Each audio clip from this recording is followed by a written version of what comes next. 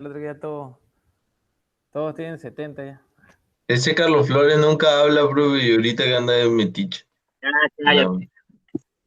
Sí, es el que va a exponer ahorita, güey. Ah, qué cosa, de corazón no quería pasar.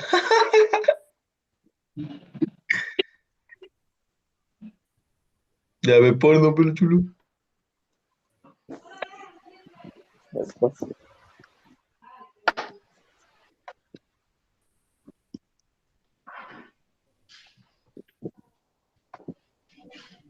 Dale, pollo.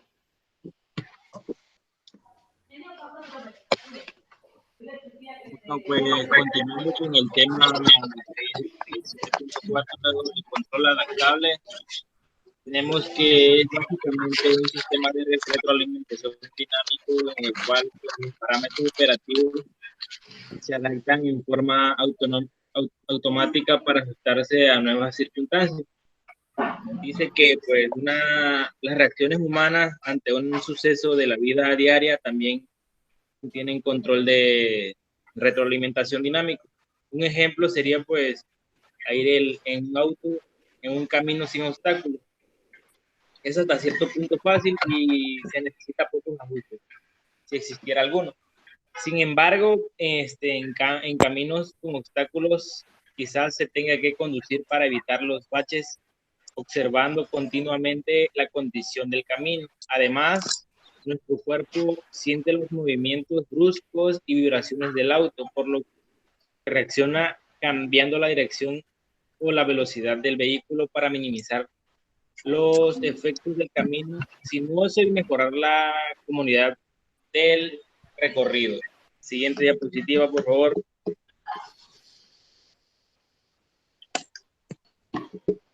Dice, este tipo de control procura que el sistema de control automático se adapte a circunstancias variantes de comportamiento dinámico de un sistema y a sus perturbaciones. Una definición de utilidad sería que el control adaptativo es un tipo especial de control no lineal en el que el estado del proceso puede ser separado en dos escalas de tiempo que evolucionan a diferentes velocidades. La primera sería la escala lenta, corresponde a los cambios de los parámetros y por consiguiente a la velocidad con la cual los parámetros de regulador son modificados. Y pues la segunda sería la escala rápida, que corresponde a la dinámica del bucle ordinario de retroalimentación. Siguiente, por favor. Bueno, aquí tenemos en la figura 6 un esquema básico de lo que es el control adaptativo. Se tiene un bucle de retroalimentado negativamente a un regulador y otro bucle donde se evalúa el funcionamiento. Se compara el error con el funcionamiento y con la ayuda de un mecanismo se ajusta a los parámetros del regulador y a veces actúa de forma directa sobre la señal de control. Además, puede existir un tercer bucle con la tarea de supervisar el desempeño de los bucles anteriores. Y pues, aquí la figura dice que es la configuración básica del control adaptativo. Pues podemos ver que tiene ciertas partes que viene siendo un controlador constable, la perturbación blanca,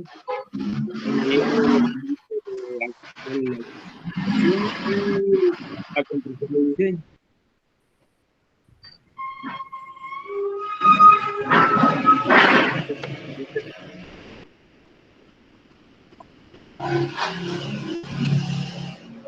Control adaptable en manufactura. Dice, con el nivel de proceso se pretende incrementar la productividad de la máquina, extremando parámetros tecnológicos, en particular de avance y corte, sujeto a las restricciones propias de la máquina. Se hace, por tanto, impredecible utilizar técnicas de control adaptativo. Esto quiere decir que pues sin las técnicas de control adaptativo pues no se podría llevar a cabo dicha. Dice, el control adaptativo tiene como finalidad pues optimizar en cada instante las condiciones del mecanizado, teniendo en cuenta las características reales de la pieza a mecanizar. Presencia de puntos duros, por ejemplo, y el grado de desgaste variable de la herramienta de corte.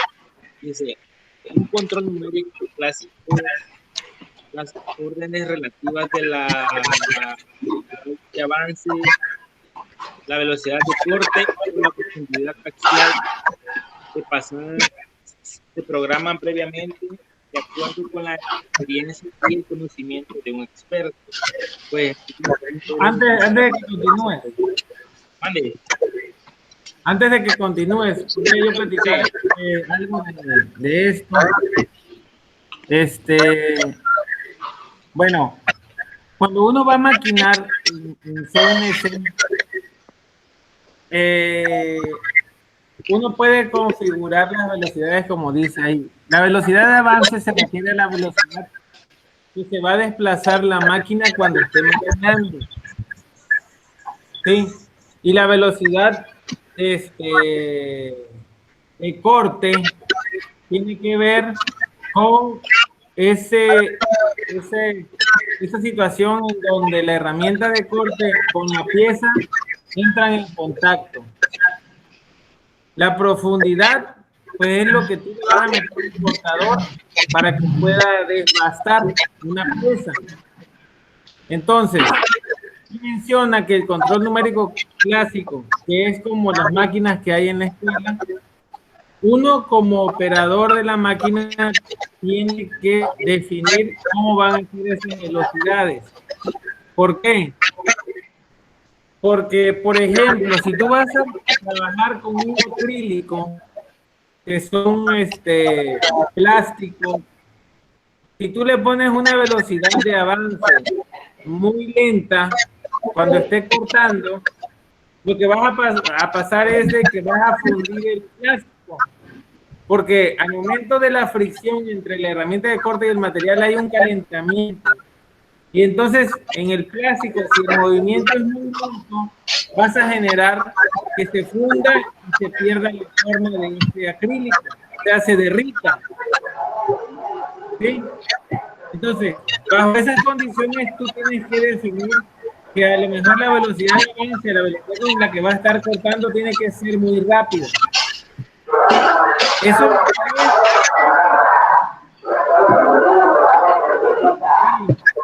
desactive el micrófono, por Carlos Jiménez.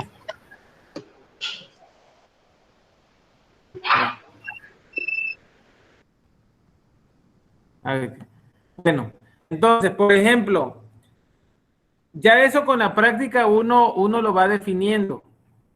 ¿Por qué se los digo? Porque me tocó alumnos que estaban maquinando y en acrílico y no medían esa velocidad y resultaba que me decían, profe, se deformó el acrílico, se puso chicloso.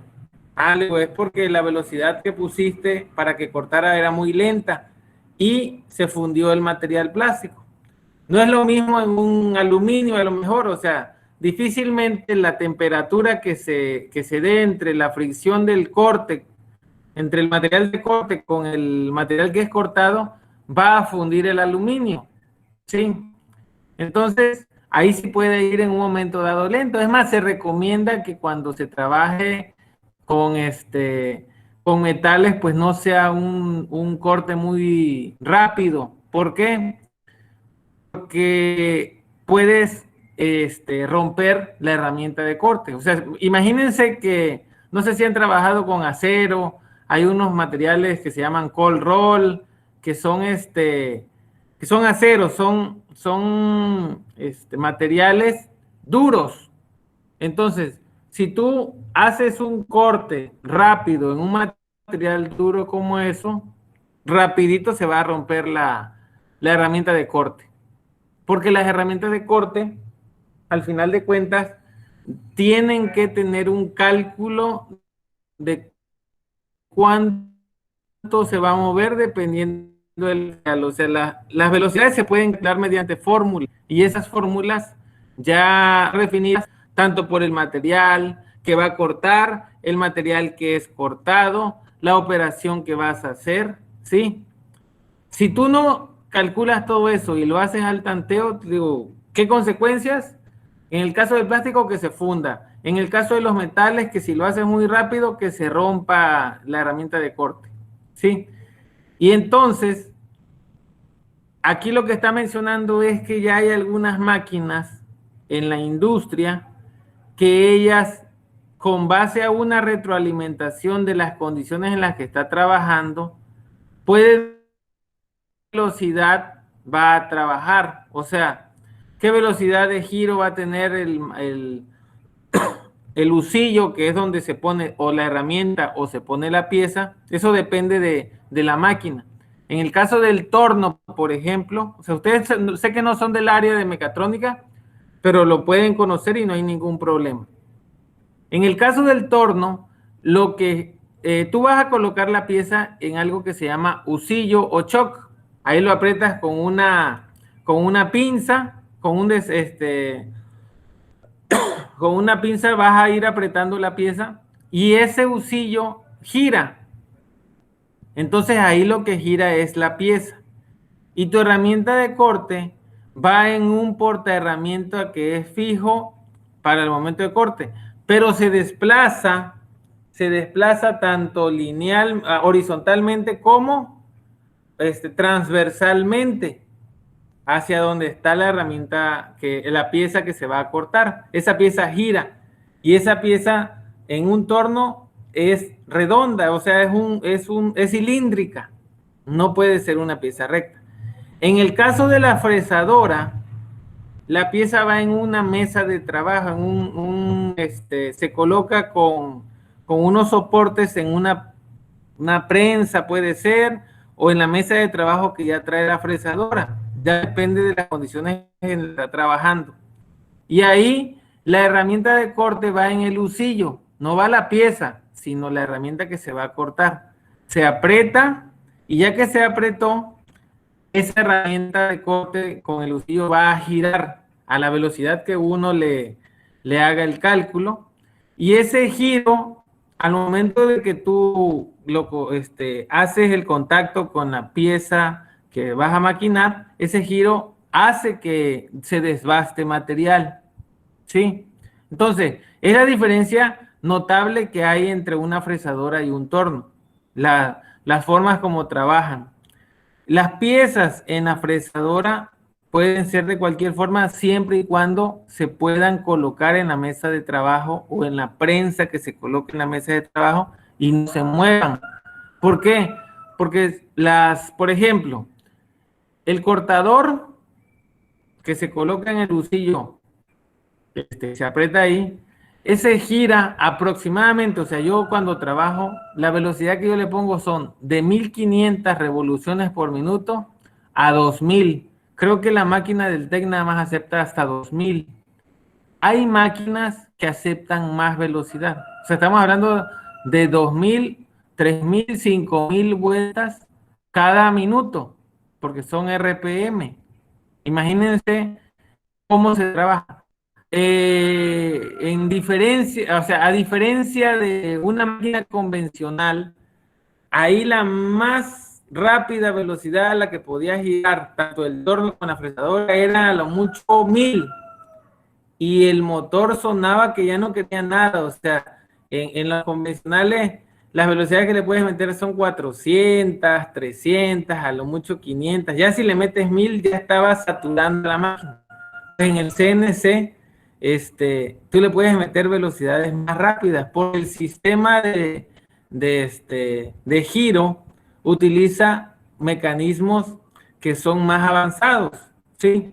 En el caso de la fresadora que hay en el TEC, se dice que, o sea, bueno, nos dijeron que es una turbina lo que hace el giro, entonces por eso puede llegar hasta 2000 revoluciones.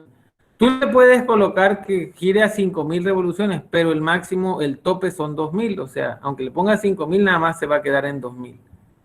Pero si le pones 5000 y ella, la máquina no se va a forzar porque no puede dar más, pues la velocidad de 2000 es la máxima que puede dar. Entonces, por eso, o sea, sí me hace interesante esta parte del control, porque, bueno, en lo que es la manufactura, las máquinas convencionales han existido desde hace muchos años, pero la automatización de esas máquinas empezó en los años 50 como si fuera algo, o sea, como intentando automatizar un poco el proceso y les ha gustado tanto que siguen innovando y ya vemos que ahorita, o sea, incluso hay procesos completos en los que el ser humano no interviene en lo que es el proceso, interviene como un supervisor y como una persona que a lo mejor inicia, porque la máquina como tal no va a iniciar de la nada, o sea, que se vaya a prender la máquina. Tiene que haber un operador que inicie la máquina, que sepa qué material o coloque el material en un área específica donde el sistema va a trabajar. Cuando hablo del sistema va a trabajar es que desde el brazo robótico va a ir a un lugar a recoger algo y lo va a poner en otro lugar donde se va a maquinar o algo así. Pero de todos modos la mano del hombre, la mano del ser humano sí interviene al surtir de piezas, al momento de que ya terminó, a lo mejor especificar en dónde se va a quedar y en la misma programación como tal requiere estar ahí el ser humano. O sea, la máquina no se va a programar sola, no tiene una inteligencia artificial. Sí. Lo que sí, por ejemplo, es que hay muchos sistemas ya avanzados igual, o sea, el concepto de sistema de visión que va a determinar bajo ciertas condiciones que están establecidas cómo va a ser, o sea, va a verificar si la pieza que se trabajó está bien o está mal, ¿sí? Y va a definir mediante una orden, si está mal, pues a lo mejor vaya dentro de la banda transportadora a otro lugar o no active una secuencia más donde a lo mejor ya esa va a empacar. O sea, eso lo hace automáticamente, pero no es que sea una inteligencia artificial como tal, simplemente es el hecho de que no cumple con las condiciones. ¿Ok? Bueno, de mi parte era una participación que quería tener con base a eso que está comentando su compañero. No sé si tenga más información ahí para que continúe. Sí, en la siguiente diapositiva. Ok.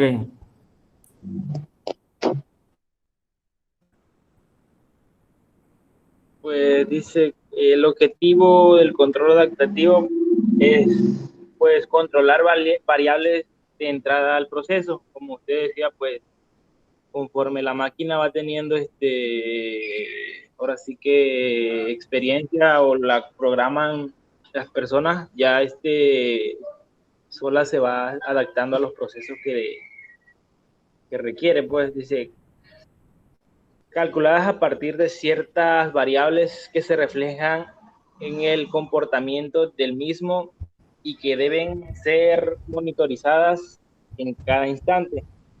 En este nivel proceso, en la práctica totalidad de los casos se utilizan como variables manipuladas la velocidad de avance y en algunos casos, además, la velocidad de rotación del lucillo. Como variables a medir y controlar, se han tomado fundamentalmente las características propias de la máquina, la fuerza de corte y el par de corte o la potencia instantánea consumida por el motor del cabezal principal. La utilización del control adaptativo reviste especialmente interés en los casos de geometría de corte variable, variaciones en la dureza del material debido a la presencia de puntos duros o la anisotropia del material. Rigidez variable de la pieza debido a su deformación durante el proceso de corte, desgaste sufrido por la herramienta durante el mecanizado, y por último tenemos cuando existen recorridos en vacío de la herramienta. Y pues aquí, como podemos ver en la imagen, pues tenemos lo que viene siendo como una tipo fresadora, que pues como ya el profe nos comentó, tiene una mesa de trabajo en la cual pues encaja la pieza y pues ya posteriormente se le programa pues lo que desea hacer el usuario.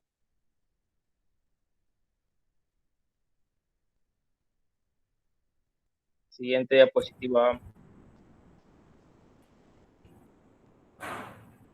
Bueno, aquí sigue mi compañero Jiménez a explicarle lo que sigue.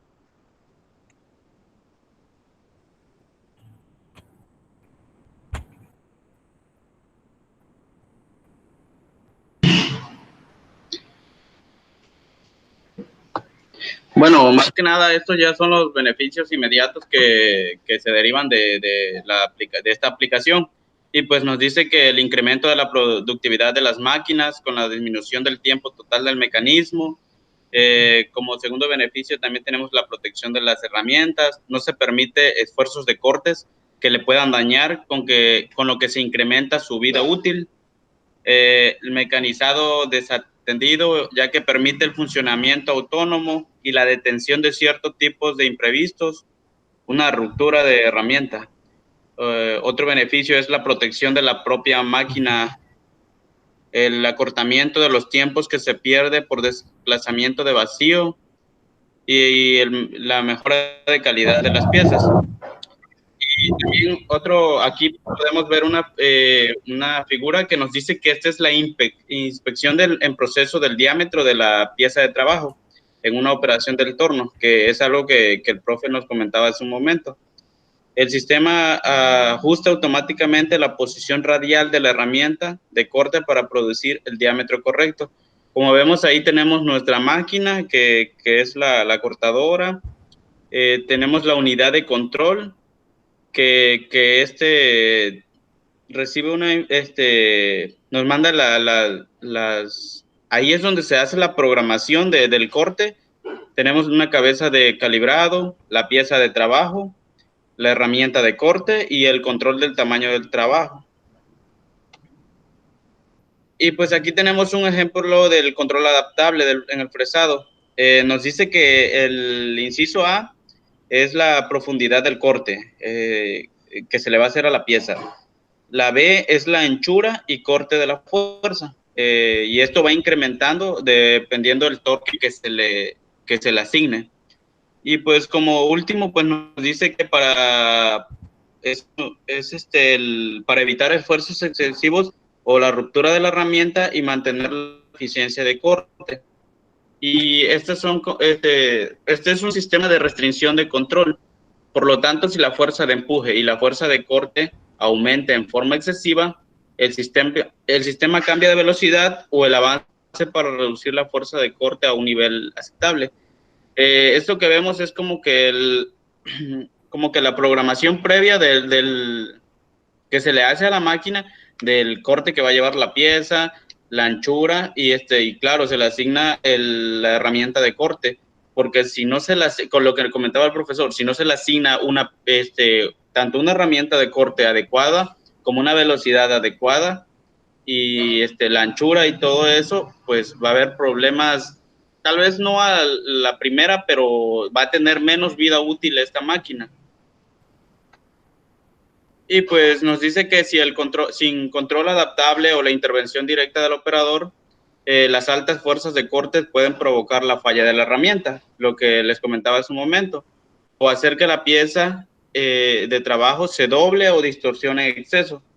Como resultado, la presión dimensional, el acabado superficial de la pieza de trabajo empieza a deteriorarse. Los sistemas que optimizan una operación se conoce como sistemas de optimización de control adaptable. La optimización puede comprender la maximización de la velocidad, la remoción de material, entre cambios de herramienta o mejora de acabado superficial. Bueno, estos eran ya como puntos más específicos en la parte de que si no se le da las medidas, la programación adecuada para hacer un corte, pues en nuestra máquina tendremos un resultado a la larga que será de menos vida útil esa herramienta.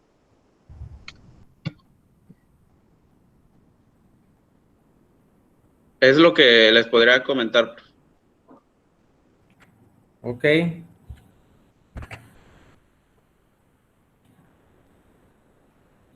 Yo bueno, hay una situación ahí que en el caso de este software, la siguiente parte que quisiera que trabajáramos, estoy analizando la posibilidad de que ya no tengan que descargar e instalar software ustedes porque algunos chicos me han dicho que tienen demasiados problemas no en la instalación como tal, sino que no tienen la computadora adecuada o no tienen computadora. Entonces, trataré yo de trabajar y mostrar algo que yo tengo aquí para que ustedes lo vean. Pudieran hacer como un tipo de resumen o algo, una investigación, o si alguien lo quiere hacer, pero no es obligatorio por el detalle de que no tienen las condiciones para hacerlo. Normalmente, a veces incluso vamos a la escuela y ahí lo hacemos, pero ahorita pues no se puede. Entonces, pues sí sería interesante, aunque no son mecatrónicos, que conozcan el funcionamiento del CNC. O en un momento dado, la otra es que les dé el software más básico para que vean ustedes cómo se trabaja el CNC, cómo es la programación, cómo son los códigos. Eso pudiéramos hacer, porque ustedes no han visto para nada, digo yo, de control numérico ni nada por el estilo. En el caso de los otros llevan una materia que se llama manufactura avanzada, pero ustedes no. Entonces sí sería bueno que vieran algo mínimo de control numérico, con un software básico en el que ahí se puede simular cómo se trabaja. Y ya vean eso que... Nosotros sí vimos una parte de eso, bro, porque hicimos una sí, CNC. Bueno, sí, no todos, sino mi equipo en concreto. pero hicieron una CNC. Sí, nosotros sí. Ah, ok. ¿En qué materia fue? Una mini En la de CNC. robótica. Ah, en robótica. Mm. Ah, ok, ok. Hicieron. Obvio, tonto. ¿Quién la armó? ¿Cómo Se la no? vendieron, que otra cosa. Programación. Pero ¿quién la programó? Ya estaba programado ya. No se quemen, güey, está grabando todo, está grabando todo. No es cierto, no es cierto, no es Se cierto. peleen. No, mentiroso. No es cierto. Qué mala la envidia. No se peleen. Ya digan cuánto les costó. tranquilo. 3,000 pesos. Ah, bueno.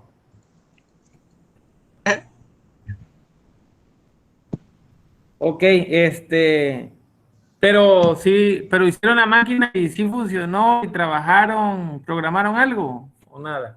Sí, profe. Usamos el G-Code y usamos una aplicación ahí que se llama Inkscape para pasar imágenes al lenguaje a G-Code, pues. Ajá. Y ya Pero con eso ustedes, se lo pusimos a la aplicación que ahorita no me acuerdo cómo se llama, pero ya nada más, o sea, sí le teníamos que checar los parámetros a la CNC, configurarle para cuál era el cero y todas esas cosas, de dónde iba a excelente. empezar y todo eso. Pero no todos lo hicieron así. ¿Cómo? No todos lo hicieron o sí lo hicieron todos. O No, sea, todos vieron, no vieron, ustedes no se los mostraron a ellos lo que hicieron. no se lo explicamos nada más, le enseñamos lo que hacía. De hecho, Bueno. no todos los del equipo supieron qué onda. Sí, La mayoría sí, no. pero no todos. Bueno. Ok. Hasta que se dieron cuenta, ¿no? Bueno, está bien. Entonces, vamos a continuar. Aquí ando. Estoy escuchándolo, pero estoy firmando unos papeles que tengo que enviar, que ya me habló el muchacho de residencia, que es para hoy. Pero aquí estoy pendiente de lo que están diciendo y les hago comentarios. ¿Quién continúa entonces? El equipo 3 ahora. Jorge, Jorge, ¿quién es el equipo 3? María Buen Fofón. María.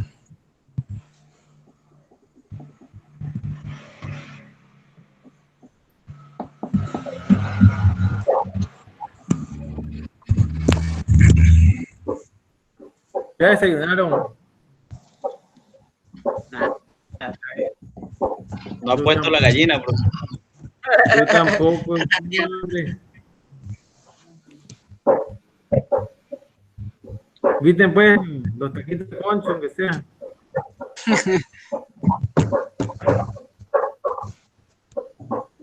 El equipo que sigue, Hola, bro. Ahí va ya, ahí va ya. no te desesperes. la María Georgie. Buenos días, compañeros. Nosotros somos el equipo número 3. El equipo está integrado por María Díaz, Johnny Fernando, Trinidad Rodríguez Guadalupe, Méndez Colorado Jorge Enrique y un servidor, López Hernández Jorge Antonio. Les venimos a exponer el tema de manejo y movimiento de materiales. Durante una operación común de manufactura, las materias primas y partes de un proceso se mueven del almacén a las máquinas, de máquina a máquina, de inspección a ensamble e inventario, y por último a embarque. Por ejemplo, las piezas de trabajo se colocan en las máquinas como la forja que se montan en la bancada de una fresadora para procesamiento adicional. La lámina metálica se alimenta a una prensa para el estampado. Las partes se retiran de una máquina y se colocan en otra, como una forja maquinada que rectifica luego para mejorar el acabado superficial y la precisión dimensional. Y las partes terminadas se ensamblan en un producto final. Estos materiales deben moverse manualmente o por algunos medios mecánicos y requieren tiempo de transportarlos de un lugar a otro. El manejo de material se define como funciones y sistemas asociados con la transportación, almacenaje y el control de materiales y partes en el ciclo total de manufactura de un producto. El tiempo total requerido para la manufactura real depende del tamaño y la forma de la parte, así como la configuración de las operaciones por realizar. También cabe hacer notar que el tiempo muerto o de ocio y el tiempo requerido para transportar materiales puede construir la mayoría del tiempo consumido. La distribución de la planta es un aspecto importante del flujo ordenado de los materiales y los componentes a lo largo del ciclo de manufactura.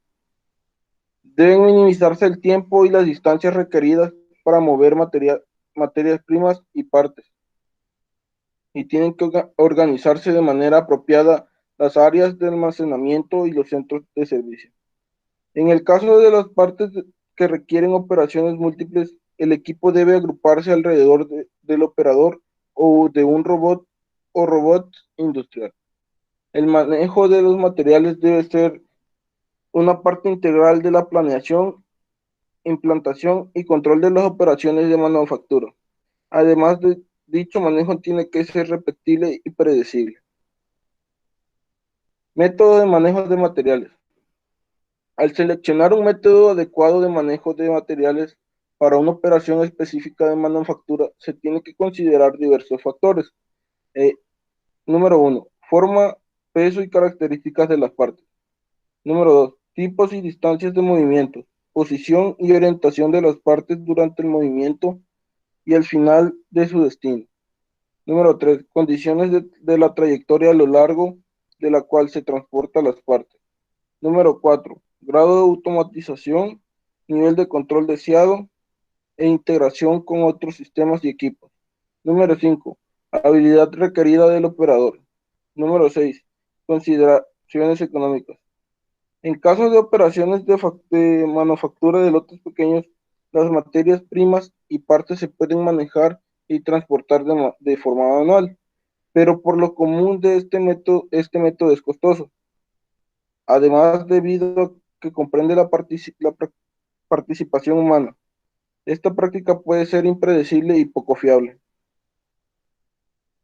Equipo. Se puede utilizar diversos tipos de equipo para mover materiales, como transportadores o bandas transportadoras, rodillos, monorrieles con impulso propio, carros, montacargas y diversos dispositivos y manipuladores mecánicos, eléctricos, magnéticos, neumáticos e hidráulicos. Los manipuladores se pueden diseñar para que los controle directamente el operador, o bien automatizarlos para operaciones repetitivas, como la carga y descarga de partes en máquinas, herramientas, prensas y hornos.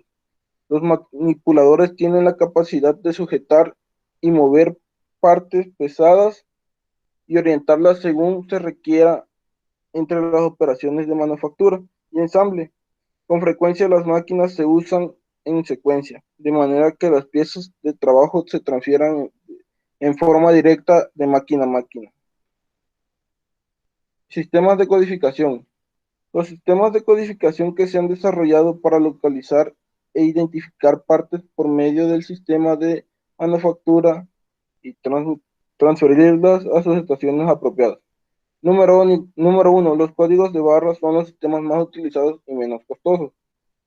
Número 2, las cintas metálicas constituyen el segundo sistema de codificación más común.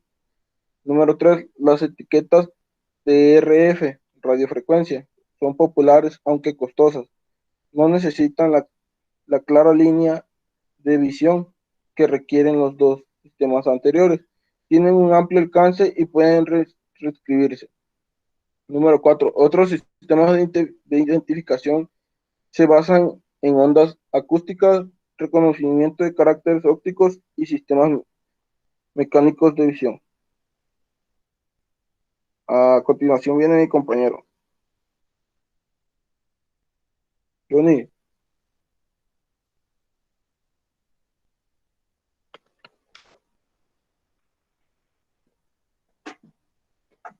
Johnny.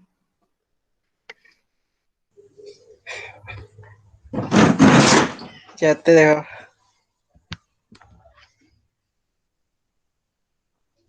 ¡Oh! ¿Qué pasó, pues? Ya se fue Johnny a dormir, yo creo, a su casa. No será, pues. Ahí está. Robots industriales. Fue a componer la subestación a Moctezuma. Los robots industriales, la primera vez que se escuchó este término fue en 1920. Esto por el autor checo Capek, que usó esa terminación en un libro futurista, que es Robots Universales de Rossum. La palabra robot deriva de la palabra checa robota, que significa trabajador. Y la Internacional Organización de Estandarización ISO describe que un robot industrial es una máquina formada por un mecanismo que incluye varios grados de libertad, que a menudo tiene la apariencia de uno o varios brazos, que terminan en una muñeca con la capacidad de sujetar una herramienta, una pieza de trabajo o un dispositivo de inspección. Los primeros robots industriales se introdujeron a principios de la década de 1960. Estos eran controlados por una computadora y ya luego, como fue avanzando la tecnología, se empezó a controlar mediante una microcomputadora que apareció en 1974. Los robots fueron introducidos por primera vez en las operaciones que un humano no podría realizar, como el manejo de materiales tóxicos, radioactivos o la carga y descarga de piezas de trabajo caliente de hornos y fundidoras. Los robots se han convertido en piezas fundamentales en ensambladoras o en fábricas de producción. Estos han ayudado a mejorar la productividad y la calidad de los productos.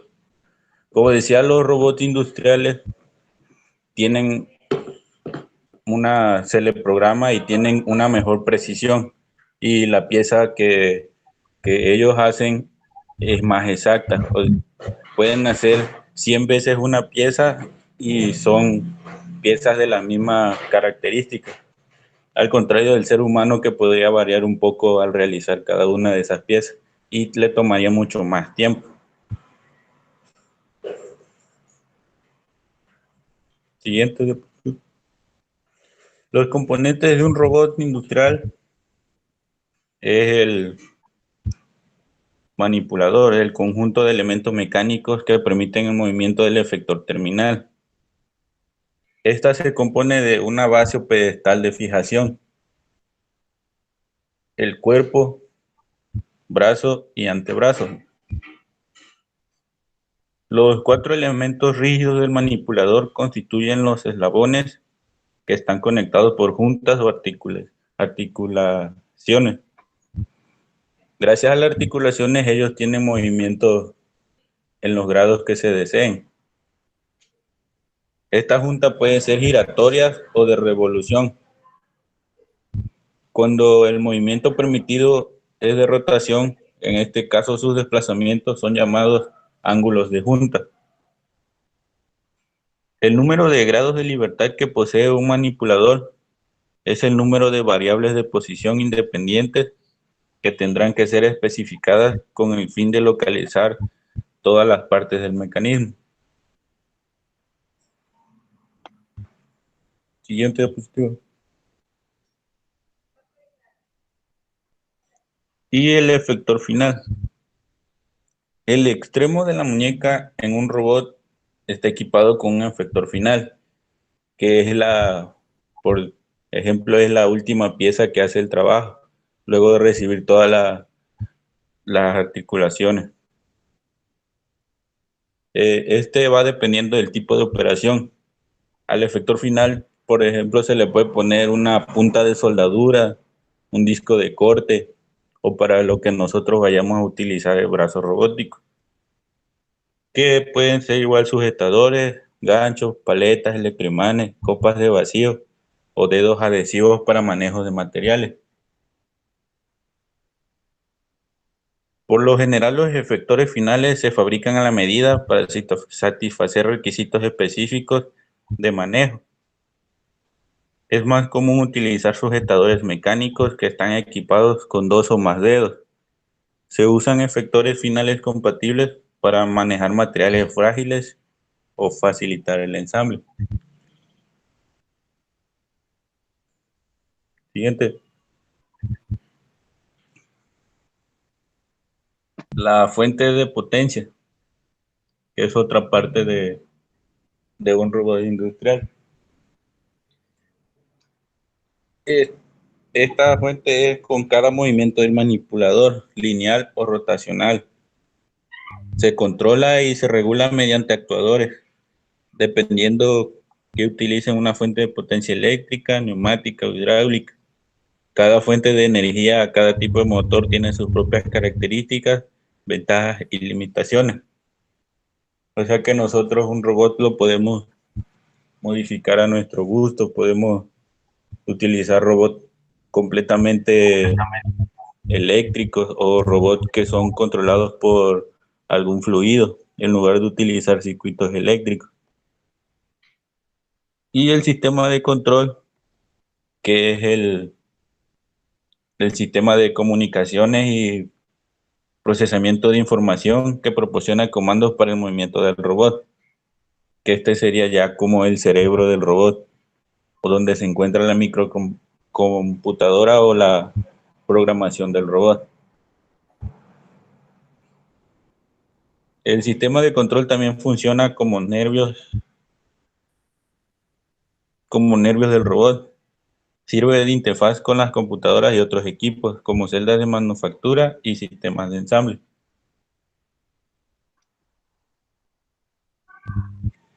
Y estas son las partes y tipos de herramientas que puede tener un robot industrial. como observamos la base,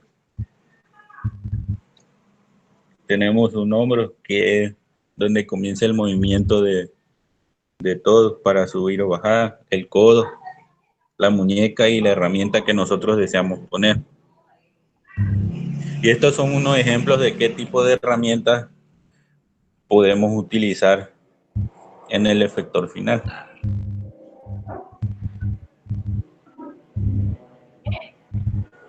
Siguiente.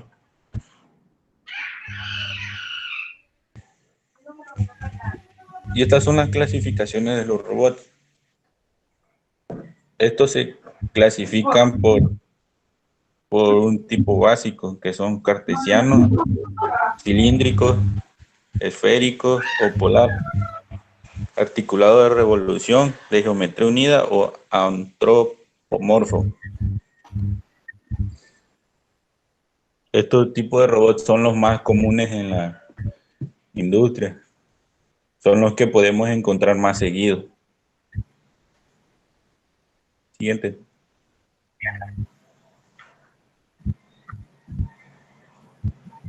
Y aquí tenemos las aplicaciones de los robots, cuál es su funcionamiento que nosotros podemos darle o qué funcionamiento queremos buscar. Son de manejo de materiales. Consiste en la carga y descarga y transferencia de piezas de trabajo en las instalaciones de manufactura.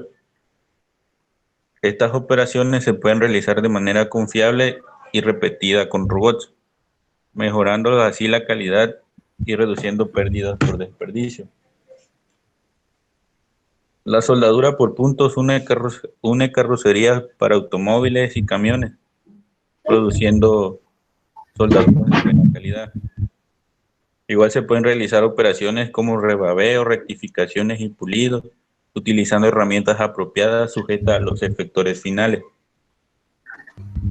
Igual aplicaciones de adhesivos y selladores como en el chasis automovilístico. Operaciones de limpieza y pintado por rociado. Ensamble automatizado e inspección y calibración a velocidades mucho más altas que las que pueden usar los humanos. Siguiente. Y la selección de un robot. Los factores que influyen en la selección de un robot en la manufactura son los siguientes: la capacidad de carga, velocidad de movimiento, confiabilidad, repetibilidad, configuración de los brazos, grados de libertad, sistemas de control, memoria del programa, envolvente o volumen de trabajo. Y estas son características que cualquier empresa puede buscar si algún tipo de robot se adapta a los trabajos que necesita. Y eso sería todo.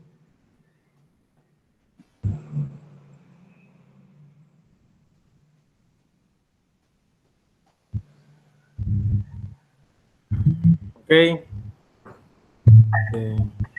Esa parte va enfocado un poquito más al tema de la robótica, que la siguiente unidad es acerca de eso. Es una introducción.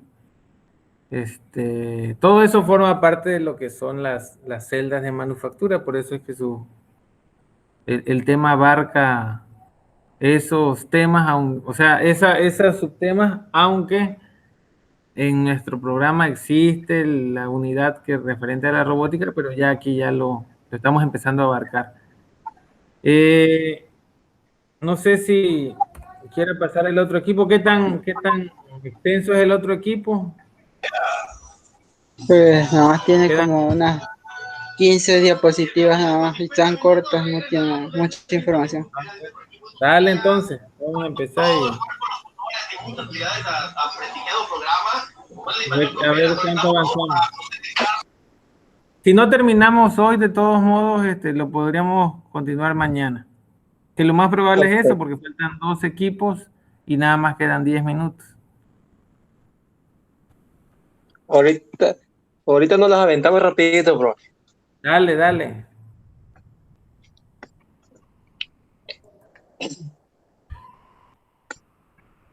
Ya terminó, ya están, muchas gracias. Ya. Muchas gracias, nos vemos para mañana, bro. Órale, pues. ¿Qué tiene lag? ¿Qué? Bueno, ya voy a comenzar. Somos el equipo número 4. El equipo está constituido por Carmen Pérez, Kevin Javier y David Gómez y su servidor Ronaldo. Bueno, los temas que nos corresponden nosotros hablar es tecnología de sensores y soportes flexibles. La siguiente. Tecnología de sensores. La siguiente. Bueno, aquí le agregamos una pequeña introducción, que en el campo de la automatización es necesario implementar sensores que realicen el monitoreo de algunas variables. De igual manera, el uso de sensores en robots de procesos industriales es necesario, ya que estos realizan tareas específicas. Los sensores son fundamentales en el campo de la industria autómata. Por ello es necesario adquirir conocimientos básicos sobre el uso y operación de los mismos sensores. La siguiente.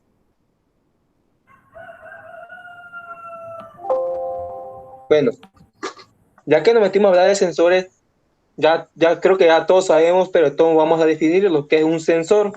Un sensor es un dispositivo que produce una señal en respuesta a su detección o medición de una propiedad, como posición, fuerza, torque, presión, temperatura, humedad, velocidad, aceleración y vibración. Siguiente.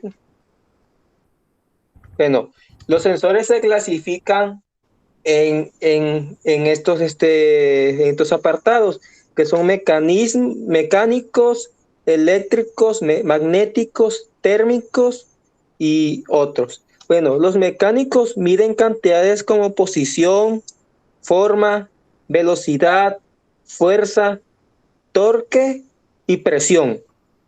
Y los eléctricos miden lo que son voltaje, corriente de carga y conductividad. Los magnéticos miden campo magnético, flujo y permeabilidad. Los térmicos miden temperatura, flujo, conductividad y calor específico. Y en los que llamamos que son otros, entran lo que son los acústicos, ultrasónicos, químicos y ópticos. Siguiente. Bueno, a su vez también están divididos de la siguiente manera. En la primera división, detección táctil. La detección táctil es la detección continua de fuerzas variables de contacto, por lo común mediante una variedad de sensores. Dicho sistema es capaz de funcionar dentro de un espacio arbitrario tridimensional. Bueno, un ejemplo de de detección táctil pueden ser los efectores finales de lo que viene siendo un robot, que así como anteriormente habíamos visto que pues, hay efectores finales, por ejemplo, lo que viene siendo como las tenazas, todo eso, eso pueden, un claro ejemplo de esto. La siguiente, la detección visual. En la detección visual, las cámaras detectan ópticamente la presencia y forma de un objeto. Después el microprocesador procesa la imagen y mide las mediciones y se digitaliza. Bueno, aquí un ejemplo puede ser como el que se muestra en la parte trasera. Aquí puede ser, por ejemplo, una línea de proceso, ¿no? De ensamblaje o algo, que los componentes van pasando y el mismo brazo, el robot que está ahí en el proceso, tiene por sí una cámara que es el que detecta el componente. El siguiente.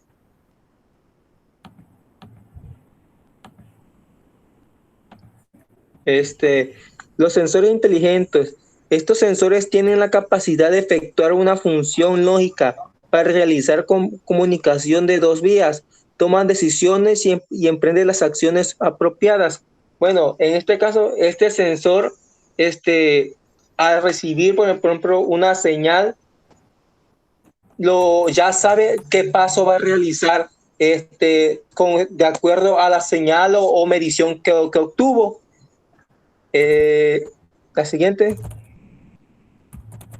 Y bueno, la fusión de sensores comprende básicamente la integración de múltiples sensores, de manera que los datos individuales de uno de ellos se combinan para proporcionar un nivel mayor de información y confiabilidad. Aquí una aplicación común de la fusión de sensores ocurre cuando alguien bebe, bueno, este es un ejemplo, bebe una taza de café caliente. Aunque se considera como un suceso diario, puede verse de inmediato que este proceso prende la entrada de datos. Por ejemplo, aquí envía datos a lo que, por ejemplo, los ojos, labios, lenguas y manos de la persona a través de nuestros sentidos básicos, que es la vista, el oído, el tacto. Bueno, este sería que, aunque fuera un ejemplo un poco común, pero así viene siendo más o menos lo que son el funcionamiento de la fusión de sensores. La siguiente. Bueno, aquí viene mi compañero David con lo siguiente.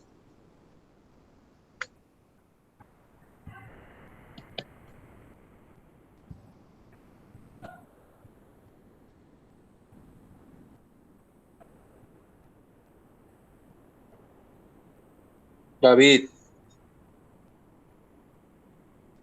Se durmió. Carmen. Oye, sí. Sí. No se conectó, David. güey. Sí, no se conectó. ¿Le das tú o le doy yo? Dale, tú, yo no lo sé eso. O dile a Kevin que le explique. Kevin, ¿estás ahí? Yo no sé eso. Equipo 4, llegó tu Salvador. Yo quiero que pase, Carmen. A ver. Equipo 4, llegó tu Salvador. Pónmela. Bueno, para comentar, como mi compañero había comentado de los sensores, pues nosotros venimos a hablar sobre los soportes flexibles. Nos dice que para las operaciones de manufactura se han utilizado con frecuencia las palabras prensa, plantilla y soporte fijo. Los dispositivos de sujeción de piezas también están diseñados y operados en diversos niveles de mecanización y automatización. Como una definición de soportes flexibles, nos dice que estos dispositivos tienen la capacidad de aceptar con rapidez una gama de formas y dimensiones de partes sin necesidades de grandes cambios de ajustes o que requieran intervención del operador, lo que afectaría la productividad de la manera diversa. Bueno, en otro como comentario en estos de soportes flexibles, pues como nosotros ya hemos visto en el taller de los de donde está el torno, la fresadora, como nos comentaba el profesor, contiene soportes fijos y flexibles. Más que nada, un soporte flexible puede ser donde está la máquina de comandos, la parte donde se ingresan los comandos, donde está el operador. Siguiente.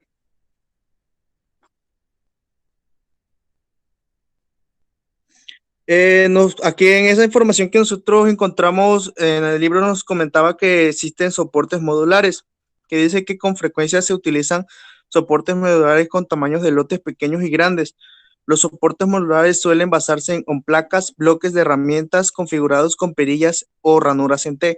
Se pueden montar varios componentes estándar como pasadores de localización, topes de ajustes, soportes de piezas de trabajo. Más que nada estos soportes modulares, como se nos ve ahí en la imagen, nosotros podemos ver, son más que nada como accesorios a un ejemplo, a un sistema automatizado, los robots, podemos decir lo que son pueden ser la base donde están posicionados o tiene alguna guía. Pues nos dice que estos soportes modulares pues tienen ventaja de que son bajos en costos, menor tiempo de entrega, facilidad de corrección de daños, poseen más flexibilidad incéntrica. Otro comentario de estos soportes modulares en la parte de industrial, pues nosotros podemos ver que en una línea de ensamblaje se puede tener alguna fijación del material, ya sea un ejemplo, algún tubo o algún dispositivo que se está armando, como las líneas de ensamblaje de automóviles que manejan robots que hacen que giren la carrocería en 360 o se le sea más fácil al operador manejar la base del automóvil para instalar los sistemas, etcétera. Siguiente. Nos dice que igual existen los dispositivos de cama de clavos. Más que nada, pues esto como pues se logra visualizar en la imagen, pues dice que este soporte consta con una serie de pasadores accionados por aire que se adaptan a la forma de la superficie externa de la parte. Cada pasador se mueve según sea necesario para adaptarse a la forma del contacto. Después de los pasadores se bloquean mecánicamente contra la parte. Pues pues no sé si alguna vez ustedes fueron al Museo Papagayo, checaron una cama de clavos. Esa cama de clavos pues no tenía un efecto mecánico, pero en las grandes industrias ahora existen sistemas que en la línea de ensamblaje donde existe este dispositivo de cama de clavos, que pues como nos decía en la información, se adapta a la parte de la pieza que se esté creando, se hace la forma para que quede un poco más, un ejemplo, creo que una vez vi un video del término de los Legos, donde decía que las figuritas se fundían, se metían en un molde, y de ese molde pasaba a una banda transportadora que la guiaba y la repartía dependiendo a los colores de los colores que se iban creando, pasaban por un tipo de dispositivo que con la base de los clavos moldeaba la figura y la mandaba a su respectiva parte. Nos dice que pues estos dispositivos son de alta rigidez y son reconfigurables. Nos dice que otra de las sigue, la siguiente, no sé quién está cambiando. Dice que las prensas de fuente, la anterior, son así. La anterior, la de prensa. Bueno, otro de los soportes que se manejan flexibles en el área de los sistemas automáticos, pues son las prensas de fuerza ajustable. Pues como nos decía en la información del libro, pues consta de una válvula solenoide, la línea hidráulica, un relevador, una microcomputadora, una prensa, que hace que esto mande un dato que pueda precisar la manera en que se va a hacer la fuerza, se le va a aplicar la fuerza a algún material, ya sea que sea algún doblez, o sea se haga función de prensa para sujetar algún material que va a ser en, no sé, algún torno o etcétera. Como ya ven que algunas prensas de los tornos pues se hacen manualmente para que pues quede sujetado y no ocurra un accidente. La siguiente. Y bueno, igual nos comenta sobre los materiales de cambio de fase. Pues nada más que nada que pues estos soportes existen dos formas. Dice que soporte con un metal con punto de fusión muy bajo. Pues esto se crea como en las grandes industrias fundidoras, donde se hace algún tipo de aleación. Entonces, como se nos muestra ahí en la imagen, donde se le aplica carga para hacer el molde o hacer la figura, la aleación que está en la parte de fusión, pues queda con un soporte, ya sea una probeta y el soporte, y esto hace que el soporte sea un material de baja fundición, o sea, no sé, como una protección de que el dispositivo que está a una alta temperatura o un material que esté a alta temperatura mantenga su forma y no se haga una fusión al material o etcétera. Igual nos dice que existen los fluidos magnetorológico. Nos dice que estos dispositivos, este fluido, pues cuenta con un sistema de campo electromagnético que hace que cuando está en contacto con el campo se ponga rígido, y esto hace igual como un soporte para que pues la parte de aleación no se una al material de la base. Y pues como conclusión, pues más que nada estos soportes flexibles pues nos aportan una gran ayuda en la parte de instrumentaciones o automatización en las industrias, porque nos facilita la tarea más que nada al operador, y también le facilita la tarea ya sea un brazo robótico o alguna línea de ensamblaje, para que tenga mayor efectividad y produzca al 100% el producto.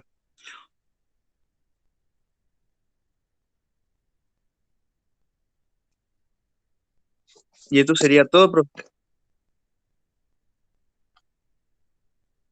Ok, muy bien.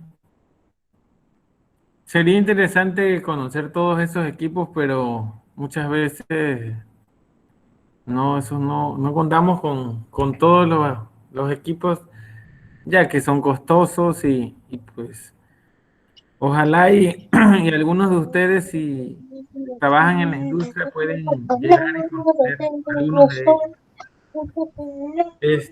Bueno, pues ya con eso terminaríamos por hoy. Ya nos pasamos un tantito, pero fue por la parte que yo entré tarde. Yo creo que sí sería conveniente